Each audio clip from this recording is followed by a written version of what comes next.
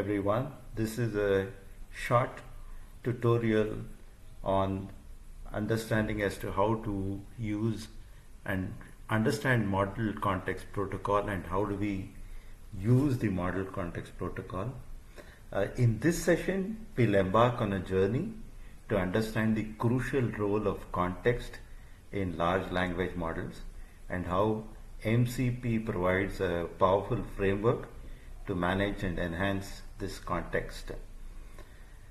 This is divided over 8 sessions and 8 videos. We'll not only grasp the theoretical concepts, but we'll also get our hands dirty with practical implementations, including many of the wonderful implementations that are out there in the wild to build intelligent and contextually aware applications. So let's get started on understanding what is a context in a large language model. Okay.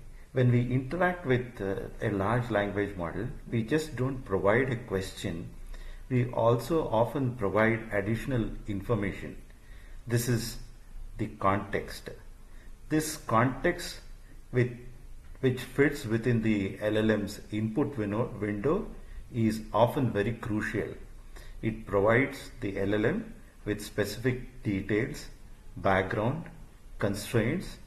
It needs to understand the user intent and generate relevant responses.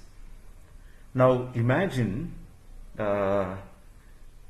asking a question about a specific document, let's say about a resume, without providing the document as the context and the LLM not having been trained on the context, on the specific resume. Let's say the resume is mine. The LLM would solely have to rely on its general knowledge, which is done in its training or fine-tuning, and which may not be sufficient or accurate to provide accurate for your specific need. In this example, let's say we ask the LLM as to, let me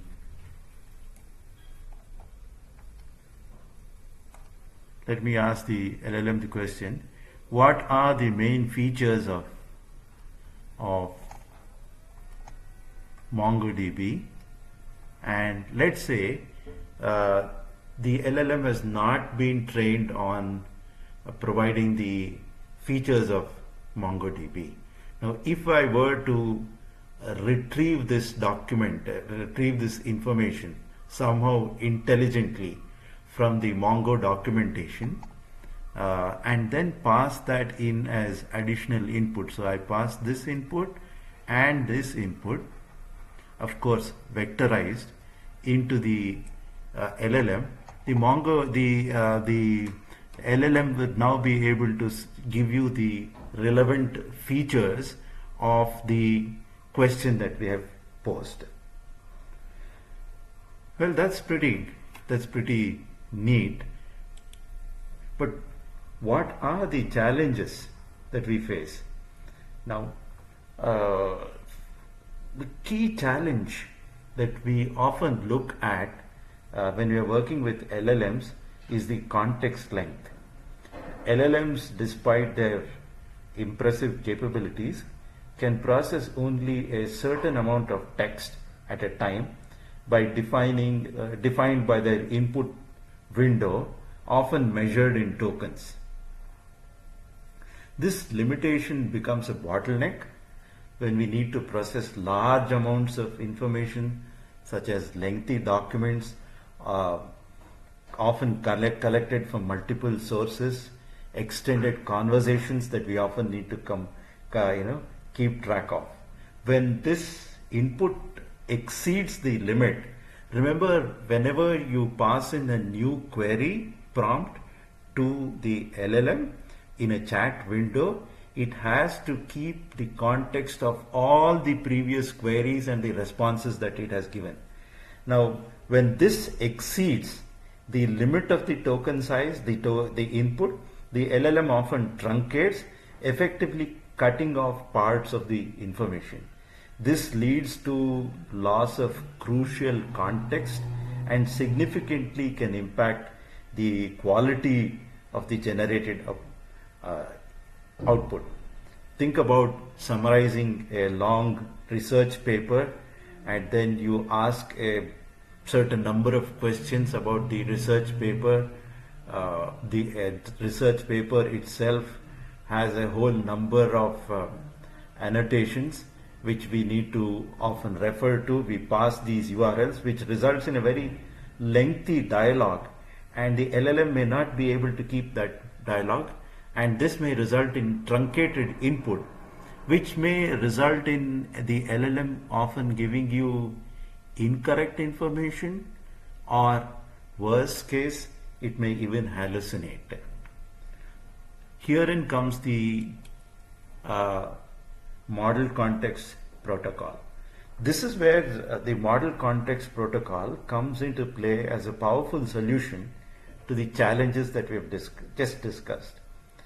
MCP is not just another way to retrieve information. It's a standardized protocol that allows applications, think of them as their clients, to communicate with their specific servers. The client, as you can see here,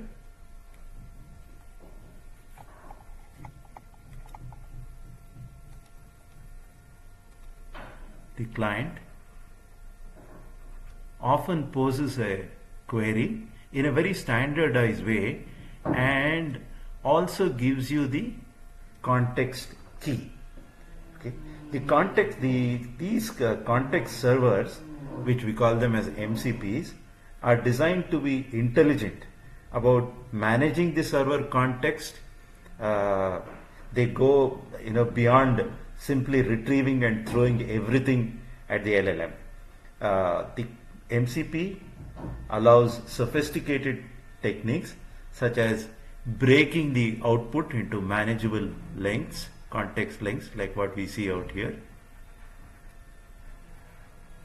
which fit within the window, and then filtering out the relevant filtering out the relevant content, such as these two may not be relevant, and dynamically selecting only the most relevant pieces of information for the given query. The core idea of the MCP is to ensure that the LLM receives the right context at the right time within the limited window, leading to more informed and accurate responses.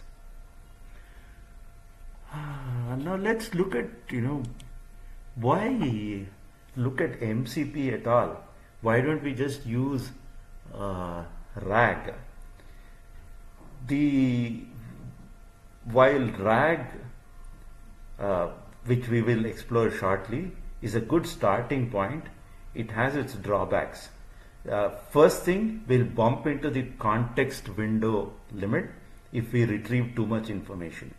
Further, not everything that we retrieve may be perfectly relevant to the specific question, and including irrelevant information may actually confuse the LLM. Simple methods lack the intelligence to prioritize the top K documents or pieces of context to manage the context effectively across different applications. MCP addresses these shortcomings. It moves the complexity of context management to dedicated servers. It gives us very fine-grained control over the context and provides advanced strategies such as selecting and organizing the context, and provides consistency across our application.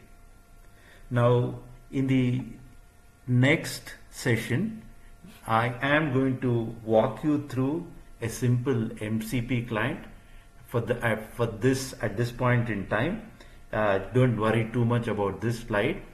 In the next session, I'm going to walk you through this code and tell you as to how exactly it works. So see you in lecture 2.